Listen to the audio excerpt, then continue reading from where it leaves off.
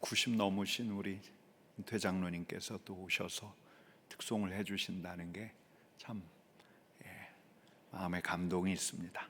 창세기 13장 말씀인데요. 여러분 이제 노아 다음입니다. 노아 다음인데 노아 다음으로 믿음과 순종의 사람 하면은 누구를 떠올리십니까? 어제 우리가 창세기 12장을 통해서 어제 마지막 본문 12장에 나와 있는 그 누군가를 보았습니다. 누구죠? 아브라함입니다. 아브라함. 근데 여러분 이 아브라함은 참 특별합니다. 아담에게도 노아에게도 특별히 우리 하나님께서는 모든 인류에게 어떤 명령을 주셨냐면 우리가 창세기를 통해서 거듭거듭 보는 것이 생육하고 번성하라라는 명령이잖아요. 근데 이 아브라함에게는 이게 불가능했습니다. 왜 그랬죠? 사라가 불임이었잖아요. 아내 사라가 임신하지 못했기 때문입니다. 근데 하나님께서는 아브라함을 통해서 그의 아내 사라를 통해서 새로운 하나님의 백성을 세우시려는 겁니다. 그러니까 불가능한 일을 가능케 하시는 거죠. 불가능한 일을 가능케 하심으로 하나님의 새로운 백성들을 세우려고 하시는 겁니다. 여러분 어제 본문 마지막이 창세기 12장인데 우리 하나님께서 아브라함을 부르는 장면을 보셨을 겁니다. 아브라함이 아버지 데라와 함께 갈대아 우르를 떠나서 하란에서 머물 때 하나님께서 이제는 아브라함에게 나타나셔서 이렇게 말씀하십니다. 창세기 12장 1절 말씀을 같이 읽겠습니다. 너는 너의 고향과 친척과 아버지의 집을 떠나 내가 내게 보여줄 땅으로 가라. 여러분 이 말씀이 아브라함에게 어떻게 다가섰을까요? 아브라함 나이가 너무 많습니다. 이때 나이가 75입니다. 익숙한 지역을 떠나야 한다니 연고도 없고 아무것도 보장되지 않는 낯선 땅으로 떠나라고 하시는데 게다가 우리 하나님께서는 또 이런 약속도 하십니다. 2절 말씀을 같이 읽어보겠습니다. 내가 너로 큰 민족을 이루고 내게 복을 주어 내 이름을 창대하게 하리니 너는 복이 될지라. 하나님께서 약속을 하십니다. 여러분 이 약속이 현실주의자들에게 이성적으로 생각할 줄 아는 사람들에게 얼마나 허황하게 들렸을까요? 내가 너로 큰 민족을 이루게 하리라. 좀 전에도 말씀드렸던 것처럼 아브라함은 사라하고 함께 산 지가 참 오래되었는데 사라가 입덧 한 번 한 적이 없습니다. 근데 어떻게 큰 민족을 이룬다는 걸까? 근데 아브라함은 믿기로 했습니다. 이 약속은 믿어지지가 않아요. 근데 그에게 나타나신 하나님을 믿기로 했습니다. 그래서 떠나라는 명령에 순종을 하죠. 여러분 하나님의 백성들은 이렇게 믿음과 순종의 사람으로부터 출현을 하는 겁니다. 전혀 실감나지 않는 약속이에요. 내가 너로 큰 민족을 이루게 할 거다. 여러분 아브라함이 의심했을까요? 의심하지 않았을까요?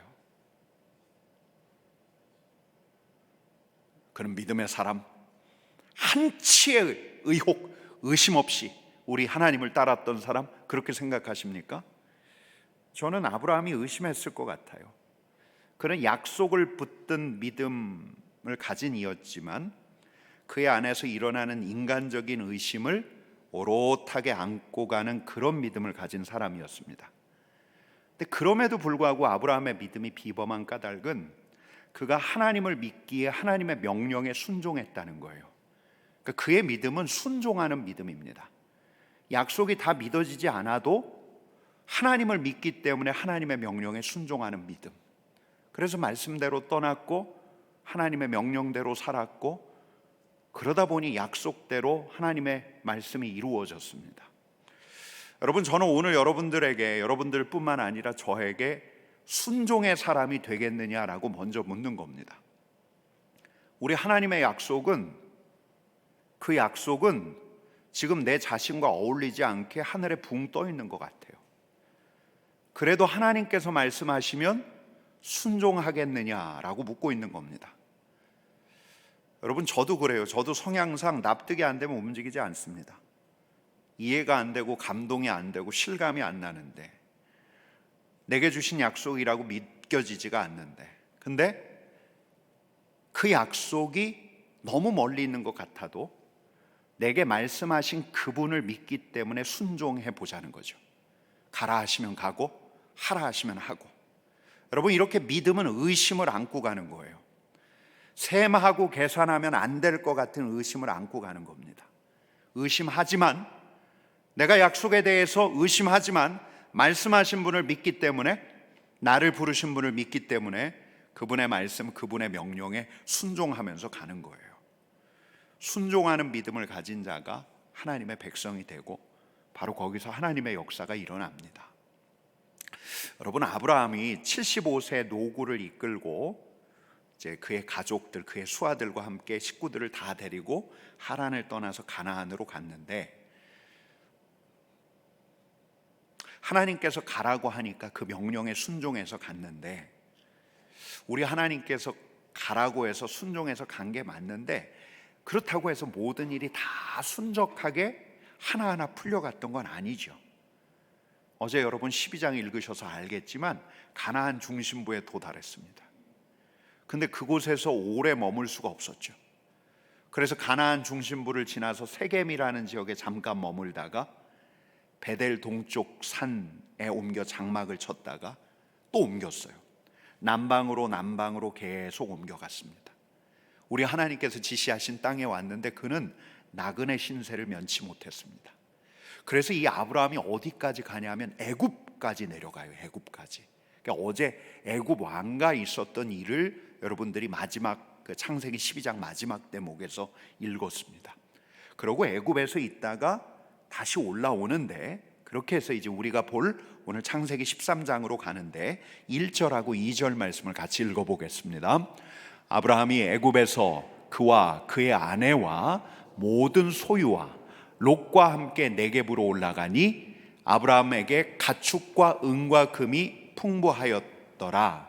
여러분, 가나안에서 아브라함이 정착을 못해서 그렇지 그가 홀로 쓸쓸하게 이 가나안 땅을 거류 및 나그네처럼 유리방황했다고 생각하면 오산입니다. 그는 부자였습니까? 부자가 아니었습니까?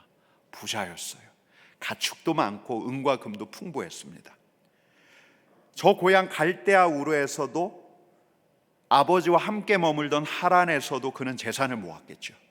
우리 하나님께서 그에게 복을 내려주셔서 하란에서 가나안까지 오는 동안, 가나안에서 기근을 만나서 애굽에 갔다가 다시 돌아올 때까지 여러분, 이 아브라함의 재산이 하나도 줄지 않았습니다. 오히려 늘었어요. 여러분, 게다가 애굽에서는 어떤 일이 있었죠? 애굽 왕에게 양과 소와 노비와 암수나기와 낙타를 얻기까지 했어요. 여러분, 가축이 느는 또 하나의 이유가 있습니다. 이게 아주 흥미로운데, 하나님께서 생육하고 번성하라라고 하시지 않았어요? 온 인류에게. 근데 정작 아브라함은 생육하고 번성하지 못했는데, 자녀를 낳지 못했는데, 아이러니하게도 그의 가축들은 생육하고 번성하고 있었어요. 가축부터 은혜를 입었습니다. 여러분, 3절 4절 말씀 같이 읽겠습니다. 그가 네게부에서부터 길을 떠나 베델에 이르며 베델과 아이 사이 곧 전에 장막 쳤던 곳에 이르니 그가 처음으로 제단을 쌓은 곳이라 그가 거기서 여호와의 이름을 불렀더라. 여러분, 아브라함도 방주에서 나온 노아처럼 제단을 쌓는 사람이었습니다. 여러분, 특별히 이곳은 어떤 곳이 아니냐면 아브라함이 가나안으로 왔을 때 처음으로 하나님을 배웠던 곳이에요. 우리 하나님께서 나타나셨던 곳. 하나님께서 그에게 약속을 또 확증해 주셨습니다. 실감나지 않는 약속. 내가 이 땅을 내 자손에게 주리라. 난 자손이 없는데. 이 약속을 하시는 하나님께 제단을 쌓았던 곳이 바로 이곳이었어요. 여기서 하나님을 예배했었습니다. 그래서 아브라함은 애굽에서 올라오자마자 그곳에 이르러, 하나님께서 나타나셨던 그곳에 이르러, 처음 제단을 쌓았던 그곳에 이르러 다시 제단을 쌓았습니다. 하나님을 예배했습니다. 여호와 우리 하나님의 이름을 불렀습니다. 주님, 제가 왔습니다. 제가 다시 왔습니다. 주님께서 머물라 하신 이 가나안 땅으로 다시 돌아왔습니다. 다시 돌아왔기에 주님을 다시 예배합니다. 주님을 부릅니다. 여러분, 이때 여호와 우리 하나님께서 처음 제단을 쌓았을 때처럼 나타나셨는지 나타나시지 않았는지는 정확하지 않습니다. 알 수가 없습니다. 여러분, 근데 이 제단을 쌓고 난 다음에 여호와의 이름을 부르고 났는데 생각지도 않았던 일이 벌어졌습니다. 5절부터 7절까지 말씀을 같이 읽어보겠습니다. 아브라함의 일행 롯도 양과 소와 장막이 있으므로 그 땅이 그들이 동거하기에 넉넉하지 못하였으니 이는 그들의 소유가 많아서 동거할 수 없었음이니라. 그러므로 아브라함의 가축의 목자와 롯의 가축의 목자가 서로 다투고 또 가나안 사람과 브리스 사람도 그 땅에 거주하였는지라. 여러분, 어떤 일이 생겼습니까? 다툼이 생겼죠. 롯의 목자와 아브라함의 목자 사이에 다툼이 생겼습니다. 소유가 많아졌습니다. 많아도 엄청 많아졌습니다. 더 부유해지고 더 풍요로워졌더니 없던 문제가 생겨났습니다. 부유하기 때문에 생겨난 문제예요. 다툼이 생겼어요. 물론 땅도 문제였습니다. 가축을 먹일 만큼 목초지가 충분하지 않으니까 대책이 필요했죠. 여러분, 8절 9절 말씀 같이 읽겠습니다. 아브라함이 롯에게 이르되 우리는 한 친족이라 나나 너나 내 목자나 서로 다투게 하지 말자. 내 앞에 온 땅이 있지 아니하냐. 나를 떠나가라. 내가 좌하면 나는 우하고 내가 우하면 나는 좌하리라. 오늘 왔는지 모르겠는데 제가 어제 자고 있는 그 아이 저기서 또 자고 있네요. 저 아이가 좀 음식 때문에 되게 예민해질 때가 있어요. 먹는데 전혀 관심이 없는데 다른 음식 가지고 뭐 투정하거나 하질 않는데 이 음식만 딱 나오면 아주 예민해집니다. 콜라하고 사이다 딱 시키면 자기가 많이 먹나 아빠가 많이 먹나, 그 잔을 제가 2개를 탁 놓고서 콜라를 따르기 시작하면 주의를 집중해서 봐요.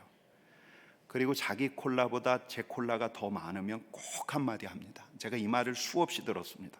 아니, 왜 아빠가 더 많이 마셔?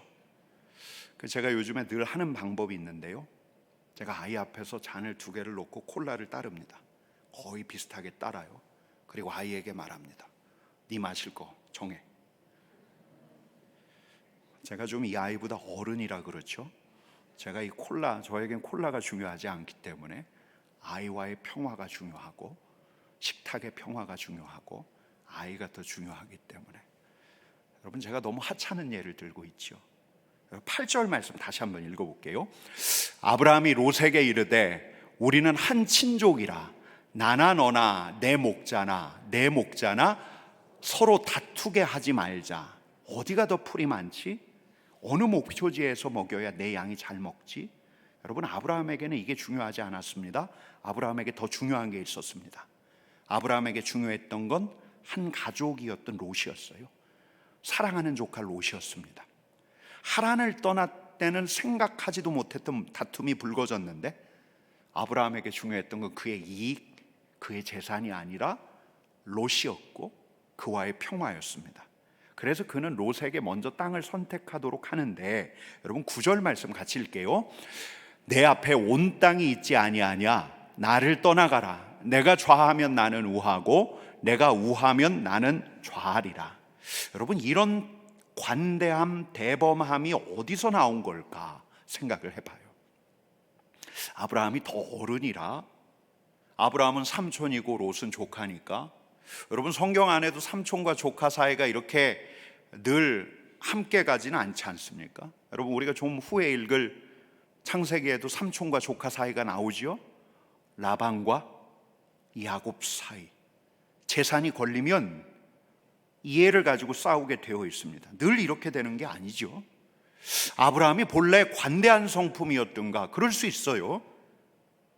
아브라함이 조카 롯을 많이 사랑하는 사람이어서 그런가? 그럴 수 있습니다. 여러분, 근데 저는 오늘 아까 함께 읽었던 4절로 돌아가 보려고 하는 거예요. 4절 말씀 다시 한번 읽어보겠습니다. 그가 처음으로 제단을 쌓은 곳이라 그가 거기서 여호와의 이름을 불렀더라. 여러분, 그가 처음으로 제단을 쌓았던 곳이에요. 가나안 땅에 와서 처음으로 제단을 쌓았던 곳, 이전에 우리의 하나님을 배웠고 하나님의 이름을 불렀던 곳 뿐만 아니라 애굽에서 올라와서 얼마 전에 제단을 쌓았던 곳이에요. 우리 하나님께 제단을 쌓고 우리 하나님께 예배했던 곳에서 공교롭게 다툼이 생겼어요. 우리 하나님께 감사의 고백을 드린 곳에서, 우리 하나님의 이름을 부른 곳에서 한 가족 안에 다툼이 생겼어요. 여러분, 이렇게 볼 수 있는 거예요.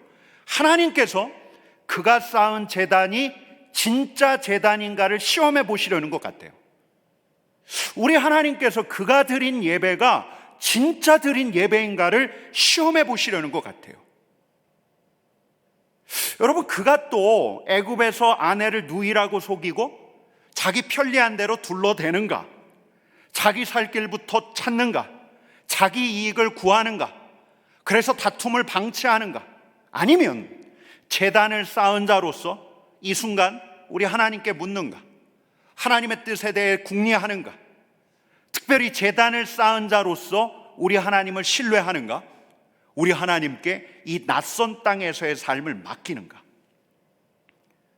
여러분, 제가 말씀을 묵상하다가 확신하게 된 건 뭐냐면, 롯에게 먼저 선택권을 준 것, 아브라함의 관대함은 여호와께 쌓았던 제단에서 나왔겠다. 아브라함이 거기서 하나님의 이름을 불렀기에 그를 인도하시고 그를 함께 하시는, 그와 함께 하셨던 여호와 하나님을 향한 믿음에서 나왔겠다. 여러분, 먼저 물어볼게요. 하나님의 뜻이 무엇입니까? 하나님의 뜻은 다투지 않는 것. 하나님의 뜻은 형제와 다투지 않는 것. 우리 주님께서 이런 말씀 하셨죠. 마태복음 5장 23절 24절 말씀 같이 읽겠습니다.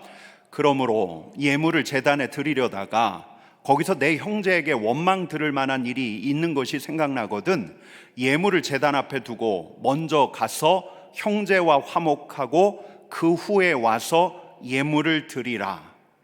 여러분, 우리 주님께서 아브라함을 생각하면서 이 말씀을 하셨던 걸까요? 아니면 아브라함이 후대에 예수님께서 하셨을 그 말씀을 미리 들었던 걸까요? 둘 다 경우의 수가 생각보다도 우리가 생각할 수 있는 경우가 아니죠. 여러분, 근데 아브라함은 제단을 쌓았습니다. 우리 하나님의 이름을 부르며 예물을 드렸어요.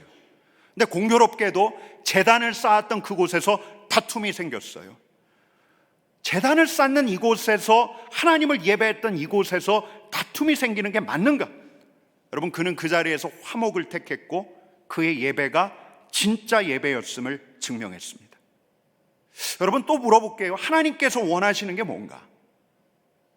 하나님께서 나를 부르셨기에 하나님께 맡기는 것, 나를 인도하신 하나님께 맡기는 것. 근데 제단을 쌓는 자라야, 하나님께 예배하는 자라야 그의 앞길을 하나님께 맡길 수 있는 거죠. 하나님께 던질 수 있는 거죠. 맡기는 자가 대담한 거고, 맡기는 자가 얼마든지 양보를 할 수 있는 거고. 여러분, 하나님의 뜻을 찾아내는 것도, 하나님께 맡기는 것도 제단을 쌓을 때 일어나요. 우리가 하나님께 감사하면서 영과 진리로 예배할 때, 우리가 하나님의 이름을 부를 때, 진짜 예배를 드릴 때 우리에게 변화가 있습니다. 다툼이 아니라 평화를 택하는 변화, 우리 자신의 이익과 내 욕심을 넘어서는 변화, 내 앞길을 우리 하나님께 던지는 변화, 바로 우리 하나님을 예배하는, 제단을 쌓는 자리에서 일어납니다. 여러분, 이렇게 했더니 어떤 일이 벌어집니까? 좀 확 건너뛰어서 14절 한번 같이 읽겠습니다. 롯이 아브라함을 떠난 후에 여호와께서 아브라함에게 이르시되 너는 눈을 들어 너 있는 곳에서 북쪽과 남쪽 그리고 동쪽과 서쪽을 바라보라. 제단 쌓은 곳에서 다툼을 수습하고, 제단 쌓은 곳에서 조카 롯에게 선택권을 주어서 그를 관대하게 대하고 그의 갈 길, 아브라함의 갈 길은 우리 하나님께 맡겼더니 우리 하나님께서 나타나신 거예요. 우리 하나님의 이름을 부르는 아브라함에게 나타나셨습니다. 그리고 아브라함으로 하여금 사방을 보게 하셨어요. 동과 서, 남과 북을 다 보게 하셨습니다. 그러더니 더 풍성한 약속을 주시는데 15절 16절 말씀을 같이 읽겠습니다.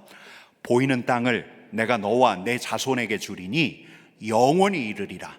내가 내 자손이 땅에 티끌 같게 하리니 사람이 땅의 티끌을 능히 셀 수 있을진데 내 자손도 세리라.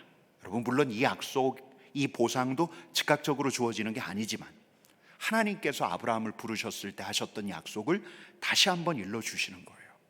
여러분, 하나님께서 거듭거듭 약속의 말씀을 하시는데 거듭거듭 하시는 그 약속의 말씀을 들을 때마다 아브라함의 의심은 줄어들고 그의 믿음은 점점 더 커지는 거죠. 의심을 안고 갔던 믿음인데 하나님께서 다시 말씀하시고 하나님께서 다시 말씀하시고 우리 하나님께서 다시 말씀하심으로써 그의 의심은 점점 작아지고 그의 믿음은 점점 커지는 거예요. 하나님의 말씀을 통해서. 여러분 17절 말씀 같이 읽겠습니다. 너는 일어나 그 땅을 종과 횡으로 두루 다녀보라. 내가 그것을 내게 주리라. 여러분, 아브라함은 그래서 다시 순종하기로 합니다. 그 땅을 다니기로 해요. 그렇게 해서 처음으로 디뎠던 땅이 헤브론인데 18절 말씀 같이 읽겠습니다. 이에 아브라함이 장막을 옮겨 헤브론에 있는 마므레 상수리 숲에 이르러 거주하며 거기서 여호와를 위하여 제단을 쌓았더라. 여러분, 헤브론에 이르러서도 바로 거기서 제일 먼저 했던 일은 제단을 쌓는 일이었어요. 주님의 이름을 부르는 일, 주님의 뜻을 구하는 일, 그렇게 우리 하나님과 동행하는 일. 여러분, 그는 이렇게 믿음과 순종의 길을 점점 더 온전하게 걷기 시작한 거예요. 여러분, 오늘 말씀 마무리하기 전에 이 롯의 선택도 봐야 하잖아요. 우리가 중간에 안 읽은 대목이 있는데 10절부터 13절 말씀 마지막으로 읽겠습니다. 이에 롯이 눈을 들어 요단 지역을 바라본즉 소알까지 온 땅에 물이 넉넉하니 여호와께서 소돔과 고모라를 멸하시기 전이었음. 여호와의 동상 같고 애굽 땅과 같았더라. 그러므로 롯이 요단 온 지역을 택하고 동으로 옮기니 그들이 서로 떠난지라. 아브라함은 가나안 땅에 거주하였고 롯은 그 지역의 도시들에 머무르며 그 장막을 옮겨 소돔까지 이르렀더라. 소돔 사람은 여호와 앞에 악하며 큰 죄인이었더라. 여러분, 롯은 보기 좋은 땅을 택합니다.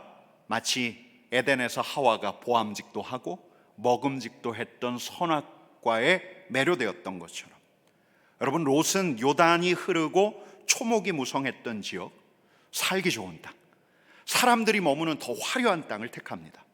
가나안보다 더 기름질 것 같은 땅. 그래서 그의 마음을 설레게 했던 바로 그 땅, 이곳이다. 보기 좋고 마음에도 들고 사람들도 많이 모이고, 보기 좋고 마음에도 들고 사람들이 많이 모이고, 여러분, 그곳에 우리가 가야 할 것 같지만 가지 않으면 안 될 것 같아서 서두르지만, 여러분, 이런 곳은 우리가 꼭 가야 할 곳이 아니죠. 우리의 시선을 사로잡아서 그 화려함과 명성 때문에 오히려 그리로 가지 않으면 안 될 것 같은데, 그래서 우리의 발걸음을 재촉할 수 있는데, 여러분, 우리가 어디로 가야 하거든, 어디로 가야 할지를 제단을 쌓고 물어야죠. 우리 하나님께 물어야죠.